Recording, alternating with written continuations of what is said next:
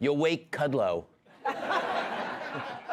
It's Friday, so you know what that means. Let's welcome tonight's guest. This sassy dame can call any game. Host of the Michelle Tavoya podcast, Michelle Tavoya.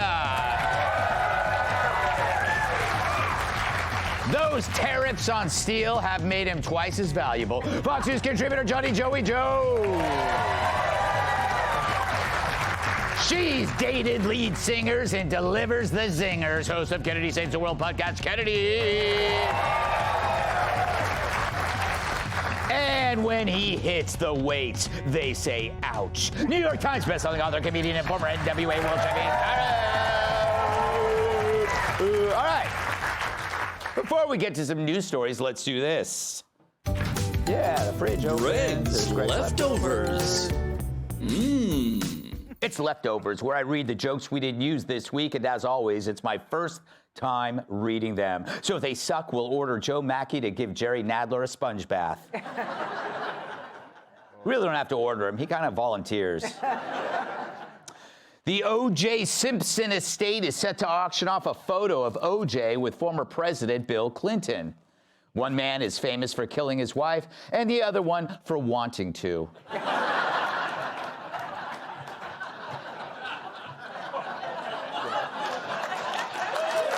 Thank you. Thank you. A new report claims Joe Biden used an auto pen signature on nearly every document he signed. Democrats defended him, saying it was more of an auto crayon. A Cheeto shaped like Michael Jordan is being auctioned. It's being auctioned off online for thousands of dollars. Meanwhile, a cheese puff shaped like Rosie O'Donnell is going for pennies.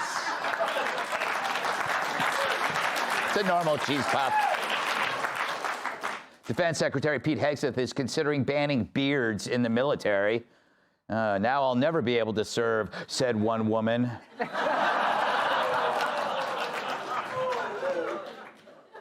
Donald Trump threatened to impose 200% tariffs on alcohol from the EU.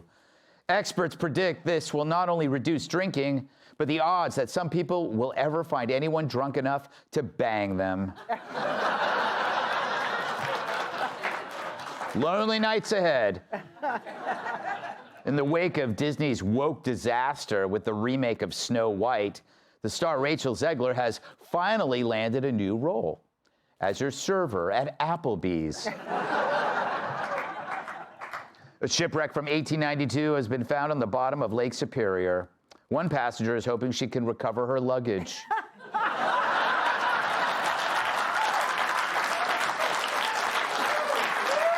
Friday, leftovers. After an American Airlines plane caught fire in Denver, passengers were forced to stand on the wing, or as Spirit Airlines calls it, first class. On Sunday, the New York City Half Marathon is set to take place. It's just like the regular New York City Marathon, but half as stupid. You got Uber now. I thought we got rid of this stuff. Maxine Waters said that Trump is working towards a civil war, and she may have a point. It's clear her wig is already trying to secede from her head. After Michelle Obama's podcast tanked, it's evident she's not the left's answer to Joe Rogan. After all, one is a thick-necked Hulk who can squat 1,000 pounds, and the other's Joe Rogan. That was coming. Yeah. On Thursday, John Fetterman asked Democrats not to shut down the government. He also asked his parents if he could have macaroni and cheese for supper tonight. A restaurant in China promised to refund all of its customers after a patron urinated openly in the dining area. In the customer's defense, he did order the number one. The porn star who slept with over 1,000 men is now trying to bed partygoers in Cancun. Damn, she stole my idea, said one man. According to a new study, the intestines of a Burmese python can physically rebuild itself after each meal. Join the club, said one man. A new documentary claims the existence of aliens has been covered up by the U.S. government. But you'd think if the government would cover things up, they'd start with this. Finally, thank God I said that. Scientists invented a 3D printed penis implant to restore erections, and it works in rabbits and pigs. Great news for someone who wants to have sex with rabbits and pigs. Wait. How did that picture get in there? It was supposed to be a cute little rabbit and a cute pig. Someone's getting a call on Monday. All right, let's do a monologue. So let's take a moment to ponder the struggles of a beleaguered media, an industry as popular as a Dylan Mulvaney blow-up doll. Because sadly, for once, they're forced to do their job, which is covering a president who's actually alive. No wonder they're exhausted at day 52. I'm exhausted at day 52. And so I'm going to take next week off. And I'm telling you that now because I know you don't like it when I just drift away, and I don't, but just taking next week off. Then I can come back and go with you all the way to the 100 days. Pathetic, I suppose, but you can forgive him. Anyone would get tired day after day of shoveling. But I guess they aren't used to covering a commander-in-chief in command of his senses. One who wakes up at the crack of dawn to work, not to get his diaper changed. Really, the best way to cover Biden would have been with a sheet over his face.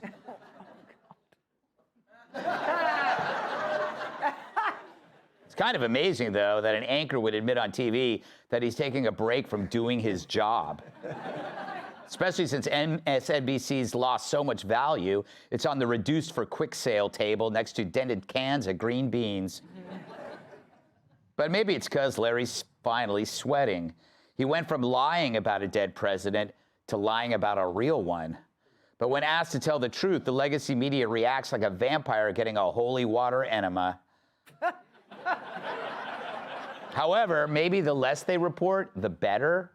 Check out this clip from CNN, redefining the vandalism and violence at Tesla as mere protest. So Trump thinks that if you try to kill cops to overthrow the government and change an election, that's not domestic terrorism, but somehow having a protest in front of a Tesla dealership is. The bottom line with Trump is freedom and liberties belong to people who agree with him, and that's it. Yeah.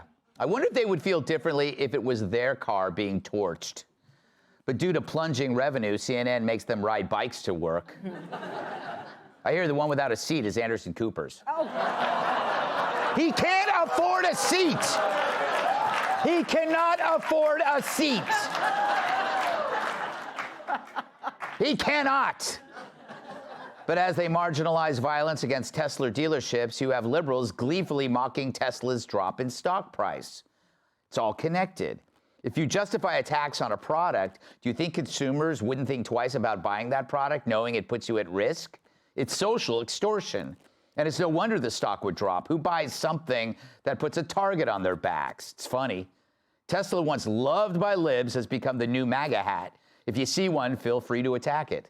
It's pure intimidation, mob pressure to instill fear. You know, nice American-made car you have there. Be a shame if a blue-haired fat ass set it on fire. The left is like the mafia, except the food sucks and Tony Soprano demands you call him Tina.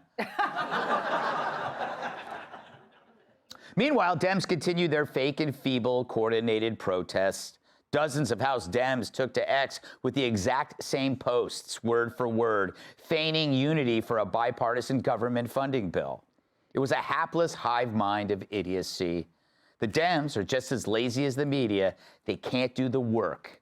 Instead, they cheat off each other like boneheads, forced to retake basic math in summer school. All they can do is mimic Pelosi's plastic surgeon and cut and paste. So right now, we have the foot on the neck of legacy media. and they're writhing like Anna Navarro while SeaWorld replaces the water in her tank. Oh, no. Now, we could ease up on the pressure with the hope they might change and do their jobs. But even after being humiliated in a catastrophic election, they still can't stop. So neither shall we. So whenever you get back from your time off, Trump will still be here, and so will a public who not only sees through your BS, but will call you on it every step of the way. So as Larry O takes a break, the media can run, but it can't hide. Or in Brian Stelter's case, can't do either.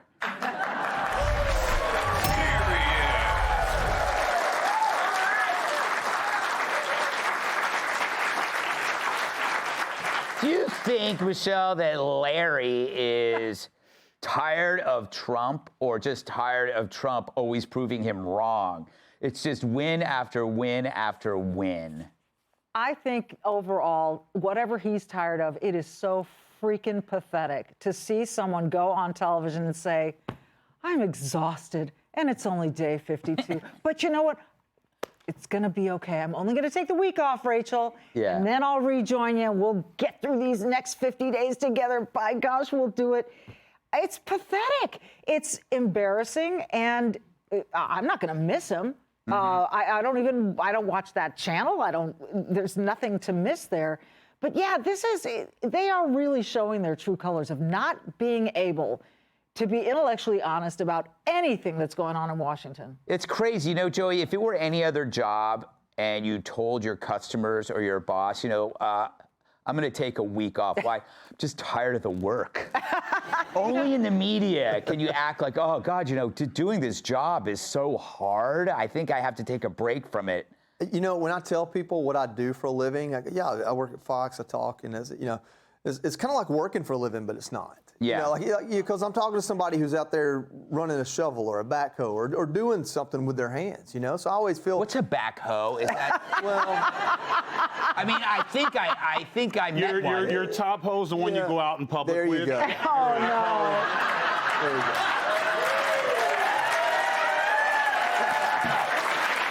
But Also can be used for gardening. Oh, my God. I don't even know what the hell was I talking about. Listen, no, it's You were talking about how media is not a real job, and all these blue-collar dudes. Well, the point is, you're sitting there talking to hundreds of people. Yeah. And you're telling them this job, sitting at this desk and giving my opinion is just so exhausting. What's exhausting is looking for a reason to turn everything bad. I mean, what's going to be funny is he's going to come back after a week and they're like, yeah, ratings have been up. Maybe you just take another week off. That is great. I might start watching that hour. If I watch it, I double his ratings. Kennedy, Hi. how you doing, Wonderful, thank lady in red? Happy Friday. Yeah. Michelle made an interesting point that she can't even find MSNBC on your cable listing. If we didn't cover this stuff. Do you think anybody would even know? It's almost like the megaphone that the media used to be for the Democrats, messaging is gone. Yes. They can only find it on our show because we replay this stuff that nobody watches. Well, no, and you just look at the inverse ratings because the ratings for your show and other Fox News shows have doubled since the election, and they were halved for Joy Reid and other canceled shows and most of the other shows on MSNBC after the election because people realized they were lying to me. They told me that Kamala being inserted into the ticket was a sure thing and she was going to win and she had the momentum and the votes and they were all lying. Either they weren't looking at the actual statistics or they were and it was just a bald-faced lie. And so that's what people came to realize. Mm-hmm. And so they got so sick of it, they all said, stop the hammering. Yeah. And I do think that they counter-program and they say the stupidest, most crazy stuff possible, so you will clip it and show it because that's the only way they're going to get eyeballs on it. Not a bad shot. I forgot about the stop the hammering clip. Stop the hammering. You guys remember that with O'Donnell screaming when he was doing his news thing and the hammering started? It's almost pointless for me to explain it without a clip, but I will waste people's time.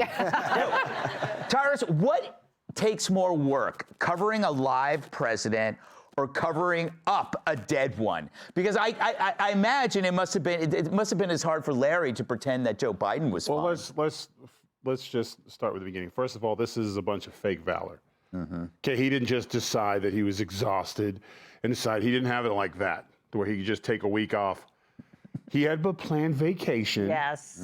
Okay, him and the missus or Mr. or whatever it is that his deal is, have a little trip to go somewhere, probably some virtuous-looking escapade someplace. And so instead of and he tried to use that to, I'm so exhausted, I won't be in next week, guys. And the producers are like, no, you're on vacation, we can't wait. So this is what they do. They continue to create these martyrdom moments that we all know you put in for vacation, Briz. No one's just, you know what I'm saying? So if you do go away, he's already had to like threaten them and beg to stay on. Yes. Like he's been teetering. You know, like, I'm just sorry, you just saw what happened to your buddy Joy. This maybe, you might want to put a pause on that vacation, Briz. Do you think that maybe he said he was taking a break because because they might get rid of him? Yeah. Yeah, that's what it is. Didn't she ask, you're not leaving us, are you? Didn't she ask that in the clip? Oh, he's not coming back then, is he? No, I don't think so, but it just sounds good. It sounds good. Real quick, I'm How did I confused. miss that? I'm confused though. So is Lawrence O'Donnell the backhoe of MSNBC? No. They got rid of the backhoe. Oh, Well, you can't be on TV to be. Who am I? Do you know who I'm saying? yeah. Say it. Please stand up, white people. Who was it? You won't because you're still scared. Hey, Sean Hannity here. Hey, click here to subscribe to Fox News YouTube page and catch our hottest interviews and most compelling analysis. You will not get it anywhere else.